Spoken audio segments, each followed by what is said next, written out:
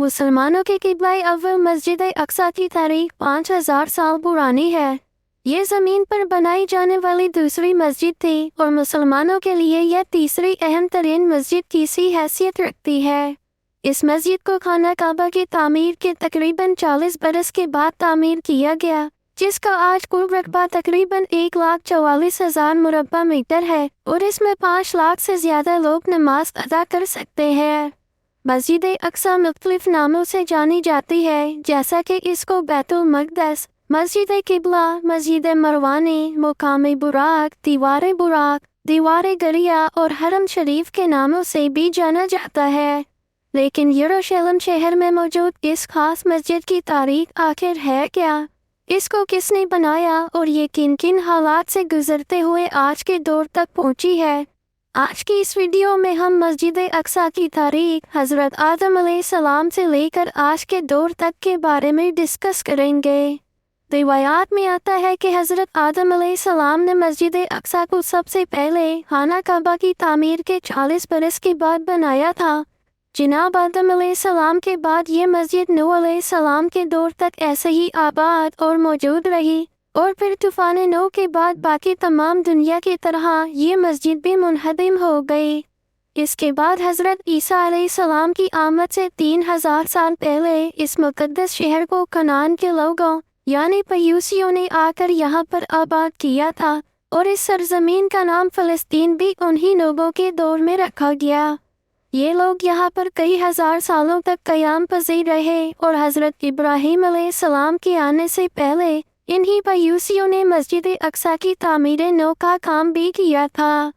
जनाब इब्राहीम अलैहिस्सलाम ने अपने बेटे इस्माईल अलैहिस्सलाम के साथ खाना काबा और फिर अपने दूसरे बेटे हज़रत इसहाक के साथ मिलकर मस्जिद अक्सा की तामीर का काम किया और इन्हीं हज़रत इस्माईल अलैहिस्सलाम की औलाद मुसलमान और हज़रत इसहाक अलैहिस्सलाम की औलाद आगे चलकर यहूदी कहलाई। मस्जिद अक्सा इसके बाद हज़रत इसहाक अलैहिस्सलाम के कंट्रोल में गई, जिन्होंने इस पाक घर का खूब ख्याल रखा।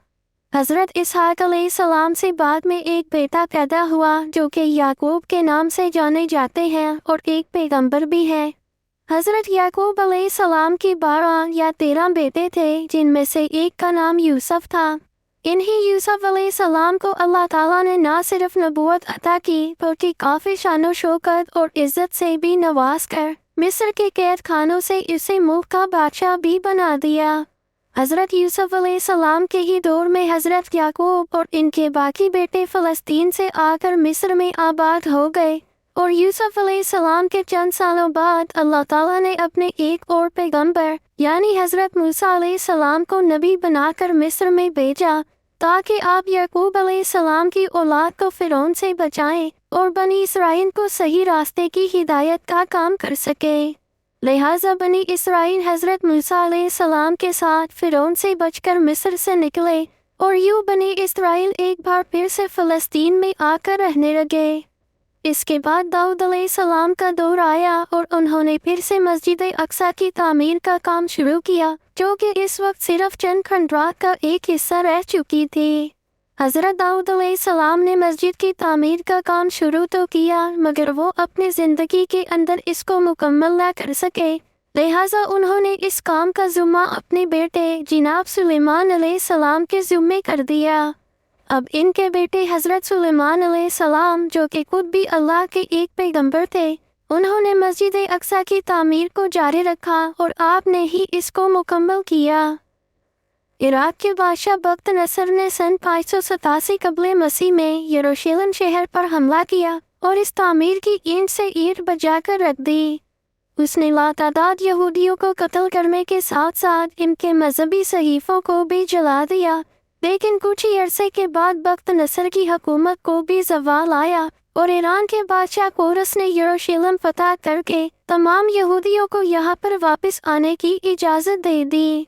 इसके बाद मरियम अलैहिस्सलाम भी इसी शहर के अंदर आ करती थीं और ईसा अलैहिस्सलाम भी इसी मुक़द्दस शहर के अंदर पैदा हुए और इनको यहीं पर यहूदियों ने अपनी साजिशों का निशाना बनाते हुए सूली पर लटका दिया।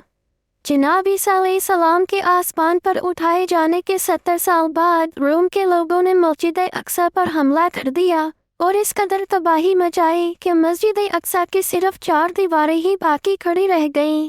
یہودی بھی اس کے بعد 2300 سالوں تک نہایت سخت دن گزارتے پوری دنیا میں ذلیل و خوار ہوتے رہے۔ یہ مسجد آخری پیغمبر کی آنے تک اسی طرح رہی جب تک کہ واقعہ معراج پیش نہیں آ گیا۔ مسلمان پہلے اس مسجد کی طرف رخ کر کے اپنی عبادات کیا کرتے تھے، لیکن بعد میں اللہ کے حکم سے ان کا قبلہ خانہ کعبہ کو بنا دیا گیا۔ لیکن مسجد اقصی کی عزت اور اس کا مقام و مرتبہ مسلمانوں کے دلوں میں ذرا برابر بھی کم نہیں ہوا۔ رسول اللہ صلی اللہ علیہ وآلہ وسلم کے وصال کے 6 سال بعد جب مسلمانوں کا لشکر مختلف ممالک کو فتح کرتا ہوا یروشلم شہر تک پہنچا تو اس وقت وہاں پر عیسائیوں کی حکومت تھی۔ وہ لوگ مسلمانوں کی فوج کو دیکھ کر قلعہ بند ہو گئے اور صلح کے لیے پیغام بھجوایا اور شرط یہ رکھی کہ اگر مسلمانوں کے خلیفہ کو آئیں گے تب ہی یہ صلح طے قرار پائے گی۔ لہٰذا اس وقت کے خلیفہ یعنی حضرت عمر فاروق اس شہر کے تقدس کا خیال کرتے ہوئے خود چل کر آئے اور بیت المقدس کے حکمران عیسائیوں کے ساتھ معاہدہ کر کے ان کو یہ امان نامہ دیا اور اس شہر کے اندر امن و امان کو ایسے ہی قائم رکھا۔ اس معاہدے کے بعد حضرت عمر بیت المقدس کے اندر داخل ہوئے اور یہاں پر 2 رکعت نماز ادا کی اور پھر یہاں ایک مسجد بنوانے کا حکم دیا جو کہ اس سے پہلے منہدم اور صرف مٹی کا ایک ڈھیر بن چکی تھی۔ لہٰذا بنو امیہ کے ایک خلیفہ جس کا نام عبد الملک بن مروان تھا، اس نے خلیفہ کے حکم پر مسجد کو دوبارہ سے بنوانے کا کام شروع کیا۔ بعد میں مختلف اسلامی بادشاہوں نے مختلف ادوار میں اس کی مرمت اور توسیع کا کام جاری رکھا اور اس کے علاوہ انہوں نے ایک اور وسیع اور عالیشان عمارت بھی قائم کروائی جس کا نام قبۃ الصغریٰ رکھا، جو کہ اس وقت یہ سنہرے گنبد والی عمارت ہے۔ سال 1099 میں عیسائیوں کی صلیبی افواج نے اس مسجد پر حملہ کر کے اس پر قبضہ کر لیا اور مسلمانوں کو یہاں سے قتل کر کے بھگا دیا، جس کے بعد نور الدین زنگی بادشاہ نے مسجد اقصی کو واپس لینے کے لیے مہم کا آغاز کیا، لیکن وہ اپنی زندگی کے اندر ایسا نہیں کر سکے۔ لہٰذا اس کے بعد سلطان صلاح الدین ایوبی جب بادشاہ بنے تو انہوں نے سال 1087 میں صلیبی افواج کو شکست دی اور یروشلم شہر کو مسلمانوں کے لیے ایک بار پھر سے آزاد کروا لیا۔ اس کے بعد سال 1918 تک سب کچھ ٹھیک ہی رہا اور پھر برطانوی حکومت نے یروشلم شہر کو مسلمانوں سے چھین کر اس کو اپنے قبضے کے اندر لے لیا۔ برطانیہ کے قبضے میں یہ شہر آنے کی دیر تھی کہ یہودی یہاں پر تیزی سے آ کر آباد ہونے لگے، کیونکہ باقی دنیا میں ان کو ظلم و اذیت کا سامنا کرنا پڑتا تھا۔ یوں چند ہی سالوں میں ایک بہت بڑی تعداد میں یہودی یہاں پر آ کر رہنے لگے اور پھر سال 1948 میں یہودیوں نے اسی جگہ پر اپنے ایک الگ ملک یعنی اسرائیل کے قیام کا اعلان کر دیا۔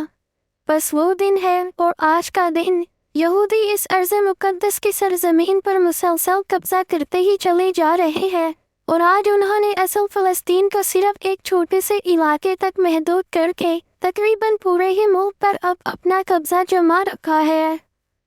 یہودی، عیسائی اور مسلمان تینوں ہی مذاہب کے لوگ آج بھی اس ارض مقدس پر اپنی اپنی ملکیت ظاہر کرتے ہیں اور کوئی بھی اس سرزمین کو چھوڑنے کے لیے بالکل تیار نہیں ہے، اور یہی وجہ ہے کہ اس ارض مقدس کو لے کر لڑائی جھگڑے اور تباہیاں کسی بھی صورت رکنے کا نام نہیں لے رہی۔